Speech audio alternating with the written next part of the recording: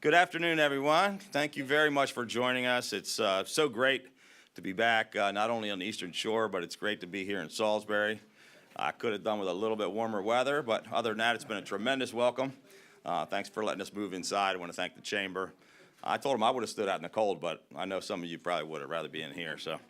But it's always great to be on the Eastern Shore. It's great to be in Wycomico County, and I just want to say that being anywhere but Annapolis is great this time of year because there's a little bit of crazy politics going on down there, but it's even better to be right here with all of you. We just had a great forum with the Greater Salisbury Committee and with Comptroller Francho, who we worked together very well in a bipartisan fashion. But, you know, when I was sworn in as governor 2 years ago, I said that the war on the shore is over. And I meant what I said. And I said we're going to spend more time and more attention here on the Eastern Shore. I've been here over and over and over again, at almost every county, to every county and almost every town multiple times. And I said that the shore was no longer going to be forgotten or neglected in Annapolis, that you're going to have a seat at the table and somebody that's down there fighting on your behalf each and every day. And that's what our administration is trying to do. It's what I said we would do, and we're trying to do exactly what we said we would. We made countless trips down here to the shore, and we've toured so many different places, and I could spend all day talking about it. I just want to hit a couple of them. You know, we toured Hardwire LLC in Pocomoke, which specializes in armored protection systems. We visited, obviously, Summers Cove Marina in Chrisfield numerous times. Went to Chesapeake Bay Farms in Berlin. I attended a Wycomico County Fair and helped them celebrate their 80th year. We toured the Joan Jenkins Foundation in Ocean City, which provides alcohol treatment and addiction services to Worcester County, and something we're working very hard on. We visited the Maryland Department of Ag Animal Health Lab in Salisbury to announce funding for much-needed upgrades. And one of my favorite things, we actually got to sample a few beers at Evolution Craft Brewing and a few other breweries here on the shore. Participated in the grand opening of the refurbished Washington Inn and Tavern in Princess Anne. And we've made stops and announcements and visits just about everywhere across the shore. For 2 years now, we've made it a priority to make sure that Marylanders on all over the Eastern Shore, and particularly in the lower shore, know that we're working on their behalf and that their concerns and their needs are being listened to. We recently announced our administration's Maryland Jobs Initiative so that we can continue making progress for the lower shore.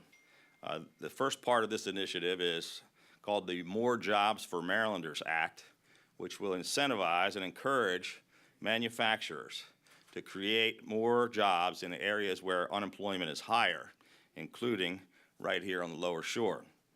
We're committed to working with your local leaders here to invest in projects that support the revitalization of our important historic downtown communities, like right here in Salisbury and many other towns. We were very impressed with, and we're very happy to support the 20-year Downtown Salisbury Master Plan, developed by the city in partnership with the University of Maryland School of Architecture to create a vibrant, mixed-use urban center in the downtown and riverfront areas where residents and visitors can dine, shop, live, and stay, and gather for citywide events. This innovative project is already yielding results.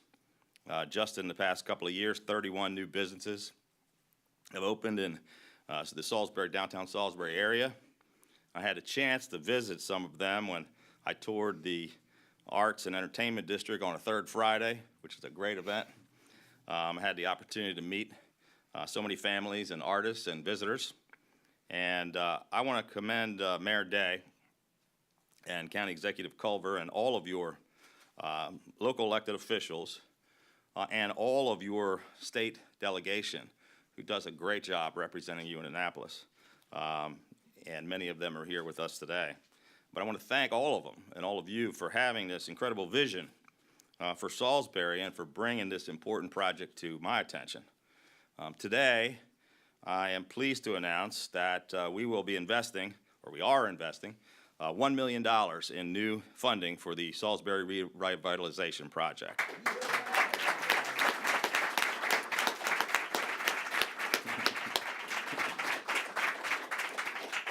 We're just getting started. To continue bringing much-needed improvements to one of our most beloved and most important Eastern Shore communities. I mean, the capital of the Eastern Shore, right? Amen. So we're going to continue to work with your leaders here on further investments going forward, but I think this helps us keep the ball rolling. This project is a terrific example of how state and local governments can work together with the private sector to make smart investments that spur redevelopment, economic growth, and job creation. And the city's goal to obtain nearly 75% of its funding from the private sector should really serve as a model for other communities across the state. This project will result in the creation of hundreds of jobs and the building of new downtown housing units, including housing for Salisbury University graduate students. Along with this new funding for downtown Salisbury, I'm also pleased to announce today that our administration is investing an additional $29 million for capital improvement projects all across the Lower Shore. That's pretty good.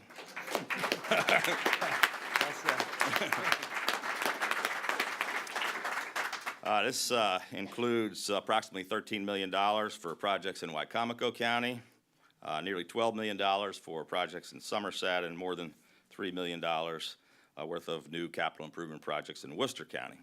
Some of these improvements include funding the construction at West Salisbury Elementary School, at Parkside High School, improvements for the Smith Island wastewater treatment plant, and renovations at Wellington Wildlife Management Area.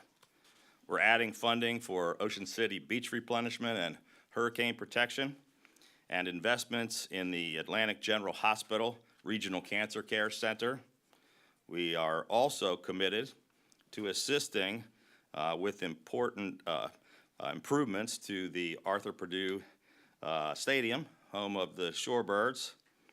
We've already given over $1 million in funding for the first two phases of the project, and today I'm pleased to announce that we'll be working together with your delegation and your county and local officials to fulfill that commitment and to fund the third and final phase of this project as well.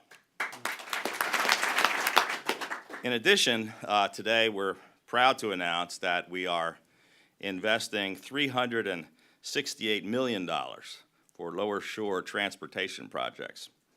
This includes the funding to finish the rehabilitation of the US 13 bridges coming into Pocomoke City, $2.5 million to replace the bridge on Maryland 349 over Windsor Creek, $28 million to redeck 11 bridges along the US 50 Salisbury bypass, and $110 million to upgrade Worcester Highway to a 4-lane divided highway.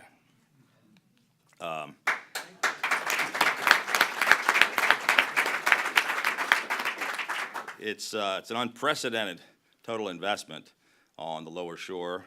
So far, we've invested $500 million, $498 million for the Lower Shore, and we're just getting started.